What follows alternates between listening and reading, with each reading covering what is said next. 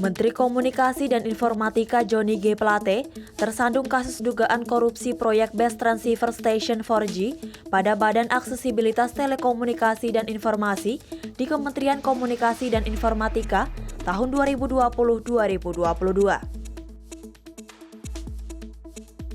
Kini ia telah ditetapkan sebagai tersangka oleh penyidik bidang tindak pidana khusus Kejaksaan Agung pada Rabu 17 Mei 2023. Kejaksaan Agung menetapkan Johnny sebagai tersangka usai ia diperiksa selama 3 hari sebagai saksi. Hal itu telah dikonfirmasi oleh Direktur Penyidikan Jaksa Agung Muda Bidang Tindak Pidana Khusus Kejagung, Kuntadi, dalam konferensi pers di Kejagung, Jakarta hari ini. Berdasarkan hasil pemeriksaan pada hari ini, setelah kami evaluasi, kami simpulkan telah terdapat cukup bukti bahwa yang bersangkutan diduga terlibat dalam peristiwa tindak pidana korupsi proyek pembangunan infrastruktur BTS 4G paket 1, 2, 3, 4, dan 5. Tentunya selaku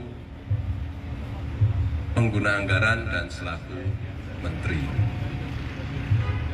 Atas hasil pemeriksaan tersebut, sehingga tim penyidik pada hari ini telah meningkatkan status yang bersangkutan setelah dari saksi menjadi tersangka.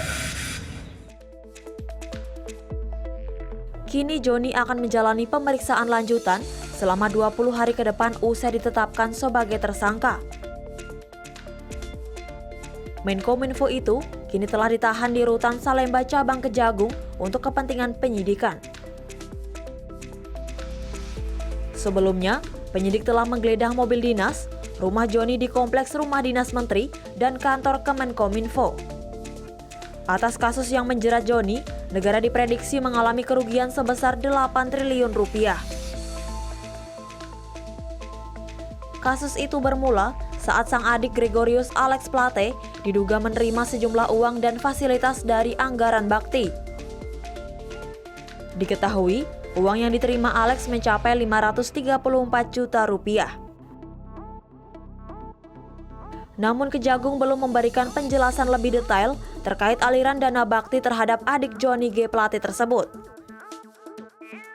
Terkait hal itu, Gregorius kini masih berstatus sebagai saksi atas kasus Johnny G. Plate. Dalam kasus ini, Kejagung juga menetapkan 5 pelaku lain atas dugaan korupsi proyek BTS 4G.